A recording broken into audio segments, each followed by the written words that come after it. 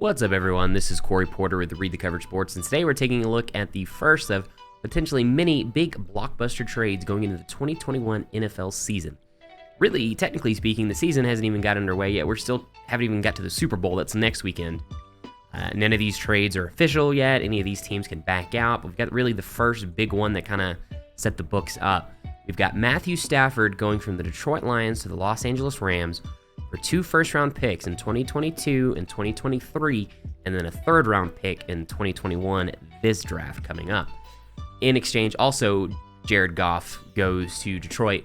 A lot of opinions about this trade in general. I think it's easy to see where the Lions for sure win this. I mean, they get two first-round picks, a third-round pick, and then they also get Jared Goff in order to get rid of Matthew Stafford, which, not to say anything negative about Matthew Stafford, but he wanted out, they wanted a clean start, all that kind of stuff. Then you look over at the Rams, they're giving out an absolute ton to also get rid of Jared Goff off their books. So there's a lot of really different angles to kind of take a look at this. I think really kind of the big question is, what are the expectations here? I think for the Rams, personally, they're going in Super Bowl or bust mode, which, depending on who you ask, depending on who you talk to, kind of look at, it's felt like they're a quarterback away, and Jared Goff has really kind of been the one that's held them back. I think Jared Goff is a solid starting quarterback. I don't think he's elite. I don't think he's top 10. I don't even necessarily think he's in the top 15. I think he is a solid starter that, with a lot of things right around him, can win. He's just, whenever the big games have mattered most, he's not really been able to kind of step up to the plate. He does have playoff wins on his resume. He does have shootout wins. He beat the Kansas City Chiefs last year with Patrick Mahomes in a big shootout in the regular season. So we have a lot of that, those really good, great things on his resume. He's been able to go into Seattle and beat the Seahawks there. So a lot of really good things for him, but he's never quite lived up to the potential. If you remember, he was a number 1 overall pick. Now, obviously, his first year with Jeff Fisher, it was just terrible. Jeff Fisher shouldn't belong near an NFL franchise anymore. Fortunately, he's gone. And then Sean McVay came in and just kind of, the lights clicked on.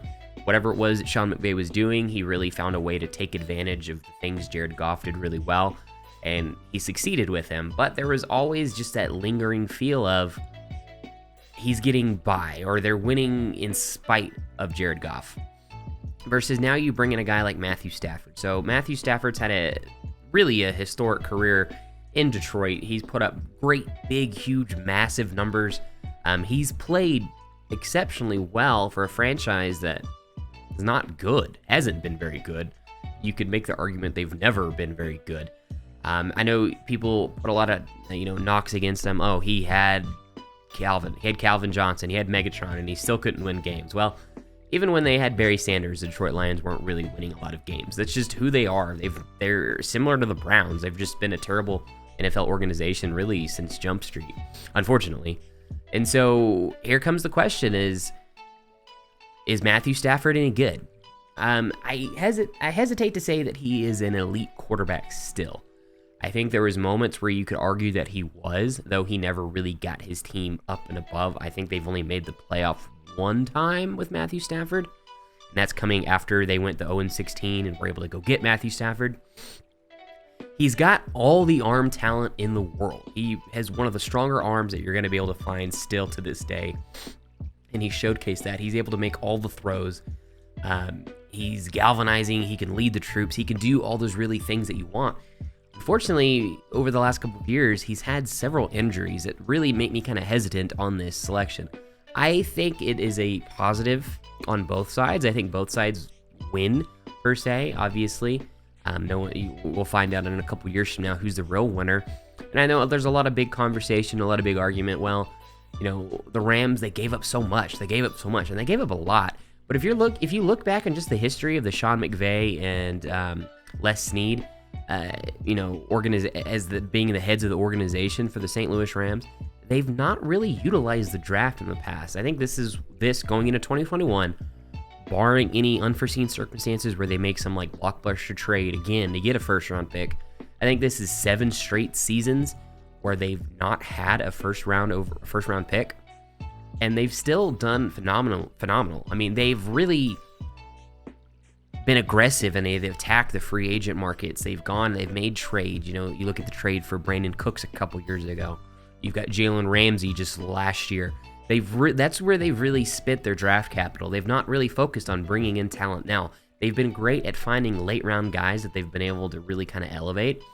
And they've just done well with that. And that's how they want to go. And I think that's fine. You look at that conversely to a team like Green Bay, who does not do a lot of free agent acquisitions.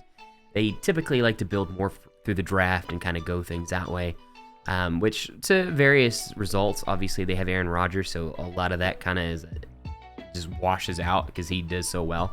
So it's a really interesting kind of strategy that they've done, but that's who they are. That's what they do. They don't really care about drafting first. And ultimately, if they get a ring by sending off 2 first-round picks for Matthew Stafford, it doesn't matter. That's all they're here for. If Matthew Stafford, even if he just takes them to the Super Bowl, at least if he does exactly what Jared Goff does, and then even just is more consistent, I think that they're where they want to be. Ultimately, we won't really know. It may take 2 years to really get an evaluation process for this. And then looking back over the Detroit, they're in rebuild mode. That's who they are. They've got a brand new head coach, a brand new GM. Now they have a quarterback. Now, we'll see. There's a lot of money that they've taken on with this Jared Goff contract. He's got maybe, if not one of the worst quarterback contracts right now in the NFL, just based on his production and what he's been able to do with that. So it's going to be really interesting to see. I know some people have drawn parallels to the Brock Osweiler deal several years ago, where the Cleveland Browns traded the Houston Texans in order to bring on Brock Osweiler and bring on his contract, which is one of those, like, no one ever thought that would happen. And ultimately, I don't think he even played. I believe he was cut before the season even started for the Cleveland Browns. Now, I don't expect that to happen in Detroit, but it's going to be very interesting to see whenever they get into training camp how he shows up or doesn't. They're going to be drafting relatively high. Are they going to go out and get a young quarterback and let him sit behind Jared Goff? And then if you do get a young quarterback, or are you gaining much by letting him sit behind someone like Jared Goff as opposed to just throwing him into the fire and letting him start? So there's a lot of stuff to really kind of evaluate here. But I think it's too early to make a real determination on who won, who lost. I think really it's a positive for both, as long as this goes how it could be. I don't know that the Lions are a quarterback away. I think they need a lot of different things here or there, little things, but they're swinging for the fences, and that's something to appreciate. But anyway, guys, that's it, and we will see y'all next time.